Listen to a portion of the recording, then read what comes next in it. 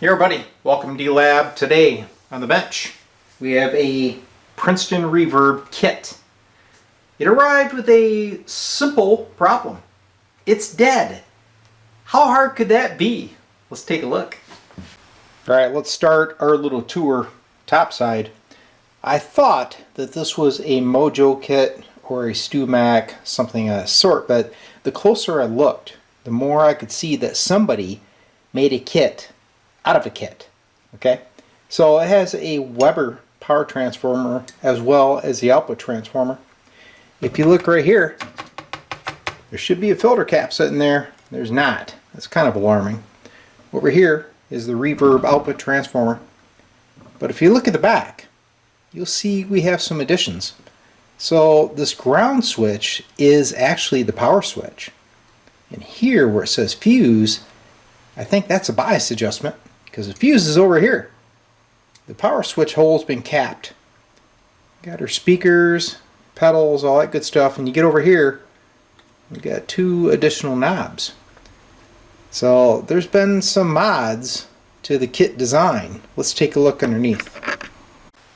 So as I stated, this amp came into the shop with a complaint that it was dead. The guy said that it didn't die immediately, it was intermittent, and then all of a sudden, boop, she went, pop the fuse. Well, I got looking in here.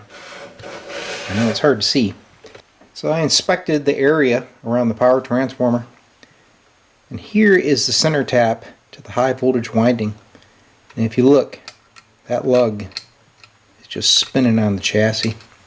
So that may have been why he had intermittent operation and it finally surged at the transformer. I checked the primary, it is shorted. Bring this thing up on a variac and it just pops fuse. So I did verify that by pulling all the windings off, left a rectifier tube out. This transformer is toast. But that's not all the amp needs. Let's take a look. So as you can see, this kit amp has some strange turret board. I've never seen one like this. It's way oversized. It has the filter caps built right on the board as well as the negative bias. And that's why there is no reason to install that cap topside. But if you take a look at the construction of this board, it's a real mess. And the other issue is, since it's so wide, you can't even hardly get to the wires on the tube sockets. And you can see that's a tangled up mess too. So I said to the owner, there's just no way I can put in a power transformer and send this thing back to you like this, because I don't think it would be reliable and it sure wouldn't be nice and clean. This has to be a noise monster. Then I looked, and of course there is no brass ground plate behind the controls, and there's a bunch of individual grounds screwed to the chassis. We already saw that the high voltage center tap was loose, and I bet you those are too. So what's the best plan of attack? Gut it. I'm pulling everything out of this amp, and I'm going to completely rebuild it to the Princeton print. So here is the parts lineup. I have a Hammond 290AX power transformer. This is the bias board, new eyelet board, brass ground plate, and filter cap. I'm going to transfer the orange caps and some of the black Sprague electrolytics off of this board to save the guy some money, but the rest of it is junk. So I'm going to gut this thing out. We'll cut back. Before I start that process, here is a comparison. This is the AA1164 eyelet board. You can see how much smaller it is than this big fiberglass board. So another nice thing about a job like this is you don't have to worry about documenting wiring, because it's all well documented online. Gut it out, put in the new eyelet board, wire it up like Fender did. So before I strip all the wiring out, the two mystery pots on the back, the first one appears to be a mid-range pot. One of the wires is broken off. The second one has a ground runner, but the other two terminals were never hooked up. So I guess that was just an idea. And if we pan across here, Yes, this is a bias pot. It does go to the negative bias section. So I'll be relocating that to the chassis like you see on a standard Fender Princeton reverb. Alright, got the board cut loose. A lot of nice jumpers under there. And we can take a close look now at the wiring on the tube sockets. So I'm going to keep these eyelet sockets, but obviously all that wiring's coming out. We're going to get the filament wiring laced nicely. Make this thing look as good as it can be. So this is one heavy turret board, guys. And you gotta wonder, how difficult was it to wire up these tube sockets? Because all the wires came in from underneath this board. You'd think to yourself, if you're going to build an amp like this, why not just use the eyelet boards that were designed for it? What was the purpose in that big turret board? Here's an update where I'm at with the Princeton. Got her all gutted out. New eyelet board is in place. It's actually mounted on nylon standoffs. I was able to clean the 4 9-pin eyelet sockets and they look good. 2 of the octal sockets were in really bad shape. This one has a reseated pin, and if you look in the hole there's a big glob of solder, so that thing's wasted. This one here has been overheated and it's melted, so I went ahead and put in some fresh sockets for those 2. This one was savable. Filter caps installed. It's my bias pot. There's the brass ground plate ready to have the controls mounted, and this is our negative bias rectifier board. Well, I'm getting ready to start the wiring process. I got the new Hammond power transformer installed. Have a terminal board here for the filament circuits to land on. I noticed there was a mismatch of pots. A couple CTS and the rest are alphas. Those alphas are out of here. The amount of work on this amp has really boggled my mind. Day 2, wiring up the Princeton. She's really looking good. There is the new eyelet board installed. I was able to reuse some of the capacitors, none of the resistors. I have the filament circuits wired up. I am not going to be wiring up those 2 accessory pots. We're going to wire this thing stock, make sure that everything's fine. Then I'll see if I can talk that owner out of using those pots. There is the bias board, brass ground plate. I changed out a few of the pots to make sure this thing had a full CTS lineup. I'm getting ready to drop in the eyelet board, but I thought you might like to see the spacer system that I put under these eyelet boards.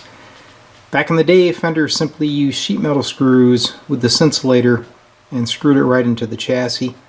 I like to have a little bit of a gap under the eyelet board for the jumpers.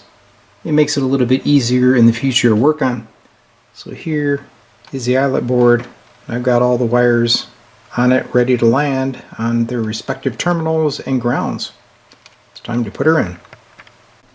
So the Princeton Rescue is complete. We have our new Hammond 290AX power transformer. Here is the filter capacitor, which was missing. Bias pot in its proper position. I remounted the output transformer and the reverb transformer. So now the layout looks like a Princeton should. Let's take a look underside. Alright, bottom side tour. First thing, the owner does have the power jewel for the GE47 lamp, so I don't have to worry about that. Got all the controls mounted with the knobs. Had to rewire the input jacks. They were not even close to being right. And luckily, I was able to talk the owner out of removing those 2 accessory pots and capping that off. So this Princeton is now wired per the print. I'm going to get in here close, give you a little guided tour. Alright, we'll sweep the chassis at 2 different angles so you can see everything that was accomplished. I did reuse one of the 8-pin octal sockets, and that's for the rectifier tube. Here are the new sockets. You can see the 1.5K grid stop resistors, new filament wiring on our cool little terminal board. I prefer to do this because I want the high current from the transformer to land here and feed the tubes, and then have a smaller conductor feeding the lamp. I never liked swinging those high current leads onto the lamp and back feeding. Here is our bias pot, new filter cap, and of course the proper AA1164 eyelet board. I used the 600 volt caps feeding the grids of the output tubes. All these other caps were taken from the other board. You can see I have these small poly type caps for the tremolo circuit. I find that these work much nicer. You can get these, they're made by Panasonic. I reused some of the Sprague 25 microfarad caps. I had to add one since it was missing. Take a look at the wiring on the tube sockets. You can see all the clutter's gone. Got some nice twisted pairs. It really came out nice. I had to fill some holes. Spun the chassis around. You can see it at a different angle. It's a power lamp. This is my little bias turret board I like to use. These were military boards. They really do a nice job. Those turrets solder like you wouldn't believe. They're just beautiful. Here is the brass ground plate. All the controls mounted and grounded to the plate, not the back of the pots. Here is the input wiring. People always get this wrong. There's good documentation of how Fender wired these pots. You'll find plenty of line diagrams. You just gotta take your time. And I use shielded cable, of course, coming off of the input jacks and the volume pot, feeding the first 12AX7. Alright, back panel. Somebody in the past had installed a fuse holder in this position between the rectifier tube and one of the 6V6s. I actually prefer that because it's out of the way of the grids of the two 6V6s. The ground switch is gone, it's been plugged. The original fuse location has also been plugged.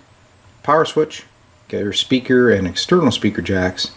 The vibrato and reverb jacks were updated to 1/4 inch inputs in the past, so I left that. And of course you got the inputs for the reverb tank. These are the two plugged holes where those other pots used to be. Alright, it's test time. I'm monitoring the bias voltage on my nifty little current sensing 1 ohm resistors going to pin 8 of the output tubes. The amp's on. You don't hear any hum. It's full volume.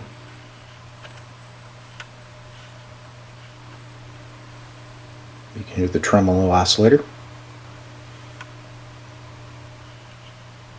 She really turned out nice. Super quiet. Almost as good as a real Princeton. Now let's go ahead and hook up a signal source and listen to it. So I've connected my trusty looper as a signal source. Listen to the reverb.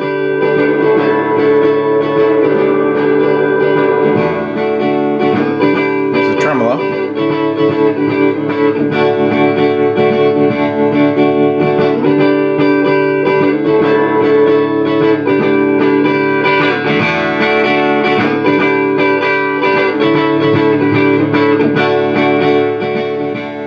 Working great. So another successful rescue of a kit amplifier. Yep, she was pretty cobbled up, but now it's a real Princeton. Do you have something like this laying around in your closet? Maybe the kit build went wrong or somebody butchered it up for you? Well, send it to D-Lab and I'll make that thing right.